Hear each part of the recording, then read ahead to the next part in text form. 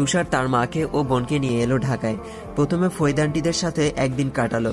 নতুন বাড়ির সম্পর্কে কিছুই বুঝতে দিল না তাদের। পরদিন সন্ধ্যায় সুন্দর একটা জায়গায় নিয়ে যাওয়ার কথা বলে মা ও তিশার চোখে কাপড় বেঁধে বাড়ির সামনে নিয়ে এলো তাদের। সাথে রাজ, নিবিড়, ফৈদ আন্টিরাও সহ সবাই আছে। লাইটিং করে সন্ধ্যার পর সৌন্দর্য বৃদ্ধি করা হয়েছে চারপাশে। বাড়ির সামনে এনে মা ও তিশার চোখ খুলল। পরিস্থিতি বুঝে উঠতে কিছুক্ষণ সময় নিল তিশা। চারপাশে তাকিয়ে এত সাজ দেখে বলে, কার বিয়ে আজ? পাশ থেকে নিবিড় হেসে বলে, আমাদের তিশামণির বিয়ে। আরেকজনকে পাঠিয়েছে আমাদের তিশার জন্য একটা জামাই খুঁজে আনতে। পাশের সবাই হেসে উঠলেও তিশার মনটা বিষণ্ণ হয়ে এলো। করুণ দৃষ্টিতে একবার তাকালো তুষারের দিকে। মনে মনে ভাবছে, ভাইয়া কি সত্যি তাকে বিয়ে দিয়ে দিবে? যা লক্ষ্য করি ফৈদ আন্টি নিবিড়ের দিকে কড়া চোখে চেয়ে বলে, শুধু শুধু বাচ্চা মেয়েটাকে ভয় দেখাচ্ছিস কেন নিবিড়? ফৈদ আন্টির কথায় কিছুটা ভয় কেটে তিশাও এবার রাগী লুক নিয়ে তাকালো নিবিড়ের দিকে, যেন মস্ত বড় একটা অপরাধ করে ফেলেছে নিবিড়। সবাইকে নিয়ে ভেতরে গেল রাজ। তিশাকেও চারপাশটায় চোখ বুলিয়ে তুষারকে ফিসফিসিয়ে বলে, ভাইয়া এখানে কেউ নেই কেন?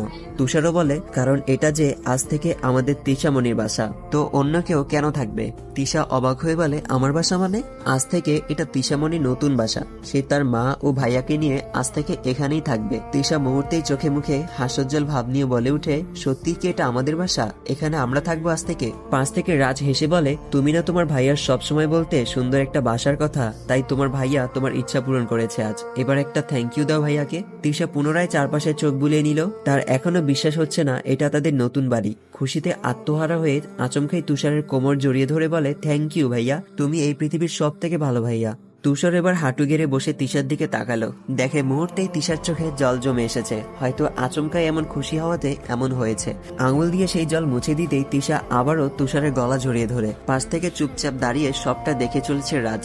অদ্ভুত এক ভালো লাগা কাজ করছে তার মাঝে। কিছু ভালোবাসা দেখতেও মনের মাঝে খুব করে প্রশান্তি জেগে ওঠে।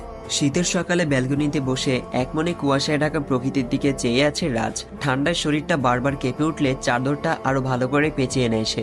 রুম থেকে বেরিয়ে ব্যালকনিতে পা রাখে আরোহী। বিয়ের আজ 2 মাস পার হলো তাদের। তবুও প্রতিটা সকালই যেন নতুন মনে হয় তার কাছে। মনে হয় এই যে আজই তো তার সাথে প্রথম দিন, আমাদের নতুন জীবনের সূচনা। আরোহী কিছুক্ষণ মুগ্ধ দৃষ্টিতে তাকাতে চেয়েও পারল না। ঠান্ডায় রাজকে এভাবে বসে থাকতে দেখে অনেকটা অধিকার নিয়ে বলে ওঠে, এভাবে ঠান্ডায় বসে আছেন কেন? ঠান্ডায় ধরে যাবে তো, ভেতরে এসে বসুন। আরোহীর কথায় রাজ চুপচাপ তার দিকে চেয়ে বলে, ভালো লাগছে খুব। আরোহী আবার বলে, ঠান্ডা ধরলে তখন সব ভালো লাগে বের হয়ে যাবে। রাজ পুনরায় বলে, এমন বউ থাকতে ঠান্ডায় ধরার চান্সই নেই। আরোহী কিছুটা ভ্রুকুচকে বলে, কিভাবে? আরোহীর এমন প্রতিক্রিয়া দেখে মৃদু হাসলো রাজ। মুখে হাসির ভাবটা রেখে বলে, 1 কাপ চা নিয়ে আসতে বলো, তারপর বলছি। আরোহী যাচ্ছি বলে পা বাড়ালে রাজ আবার পিছু ডেকে বলে, শোনো, তুমি বরং আজ নিজ হাতেই ভালো করে বানিয়ে নিয়ে আসো। আরোহী মুখে কিছুটা হাসির আভাস ফুটিয়ে চলে গেল সেখান থেকে। রাজ পুনরায় নিশ্চুপ হয়ে কুয়াশার ভরা প্রকৃতির দিকে তাকিয়ে রইল। কিছুক্ষণ পর 1 কাপ চা হাতে ব্যালকনিতে পা রাখে আরোহী। রাজের হাতে 1 কাপ চা দিয়ে বলে, এবার ভেতরে চলুন, এখানে প্রচুর ঠান্ডা। রাত চায়ের দিকে চুমুক দিয়ে বলে, বেশি ঠান্ডা লাগছে? আরোহী মাথা নাড়িয়ে বলে, কিছুটা। বিয়ে হলেও বাচ্চামো এখনো ছাড়েনি আরোহীকে। রাজ কাপটা একপাশে রেখে বলে, কাছে এসো, তোমার ঠান্ডা দূর করে দিই। বলেই গায়ে চাদরটা খুলে 2 হাত মেলে ধরল সে।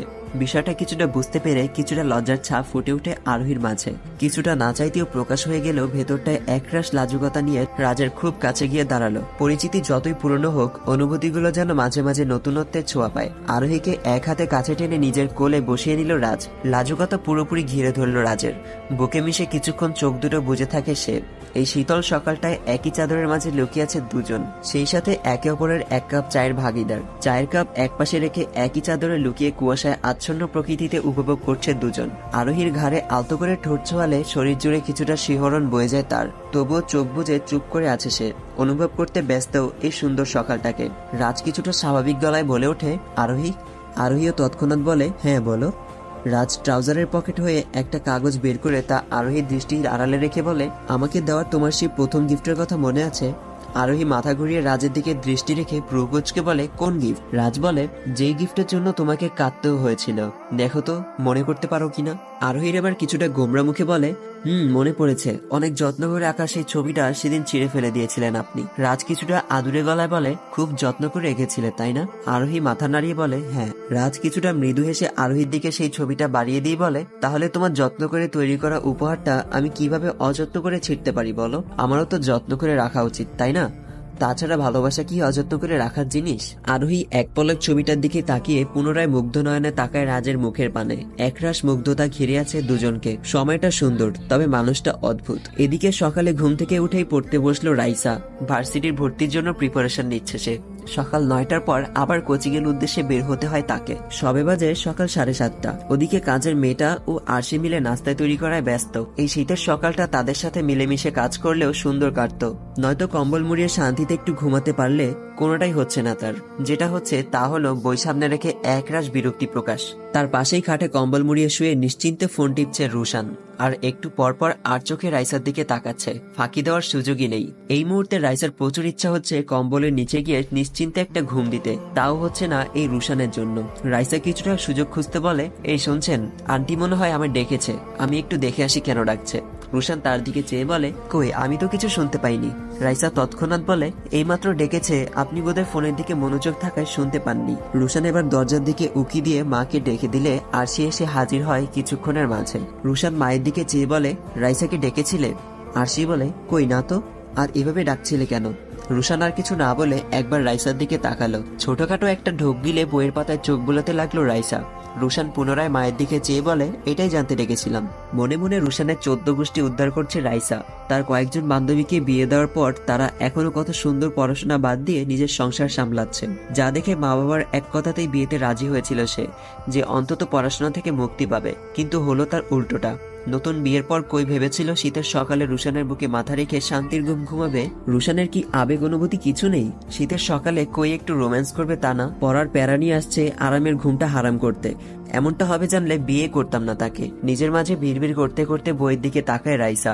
রাইসার বিড়বিড়ে একটু কানে আসলেও কি বলছে তা পরিষ্কার শুনতে পাচ্ছে না রুশান। ভেতর ভেতর মুচকি হাসলেও তা প্রকাশ না করে চুপচাপ ফোন হাতে নিয়ে শুয়ে আছে রুশান। ফোন কলের শব্দে ঘুম ভাঙে তুষারের। ফোন হাতে দেখে পরপর 3টা কল দিয়েছিল ফারিহা। জিভে কামড় কেটে পুনরায় কল ব্যাক করে তুষার। মনে একটা ভয় সবসময় কাজ করে তার। অনেক বছর অপেক্ষা করে একটা গার্লফ্রেন্ড জুটলো তার, এখন কোনো ভুল করে এটা হারানো যাবে না কোনোভাবে। পুনরায় কল ব্যাক করে টানা 10 থেকে 12 বার একের পর এক সরি বলে গেল তুষার। ওপাশ থেকে ফারিহা কিছুটা রাগী ভাব নিয়ে বলে, কয়বার ফোন দিয়েছি তোমায়? তুষার আবার বলে, আমি সত্যিই দেখতে পাইনি, সকালবেলায় ঘুম বুঝেই তো, প্লিজ রাগ করো না তুমি। ফারিহা আবার বলে, বিয়ের আগেই তুমি আমাকে ইগনোর করে চলেছো, তাহলে বিয়ের পর কি করবে? তুষার আবার বলে, আমি সত্যিই জেনে শুনে তোমায় ইগনোর করিনি। ফারিহা রেগে বলে, তার মানে না জেনে ইগনোর করেছো? তুষার জিভে কামড় দিয়ে বলে, এই না না, কি বলি আর কি বুঝো, আমি তোমাকে ইগনোরই করিনি, আমি ঘুমিয়েছিলাম তাই ধরতে পারিনি ফোন। ফারিহা এবার বিরক্তি নিয়ে বলে, আচ্ছা বাই, রাখি আমি। তুষার অস্থিরতা দেখিয়ে বলে, এই শোনো শোনো প্লিজ, রাগ করছো কেন?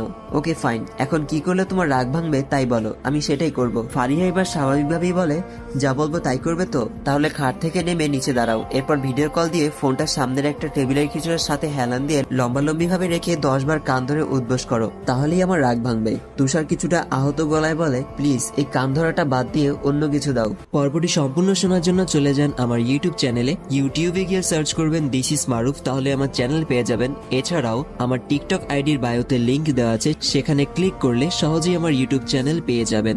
ইউটিউবে আমি গল্পগুলো সবসময় আগে আপলোড করে থাকি, তাই যারা আমার গল্পগুলো আগে শুনতে চান তারা অবশ্যই আমার ইউটিউব চ্যানেলটি সাবস্ক্রাইব করে রাখবেন এবং পাশে থাকা বেল আইকনটি প্রেস করে অল সিলেক্ট করে রাখবেন, যাতে করে আমার গল্পগুলো আপলোড হওয়ার সাথে সাথেই আপনারা নোটিফিকেশন পেয়ে যান। তো দেখা হচ্ছে পরবর্তী ভিডিওতে। আল্লাহ হাফেজ।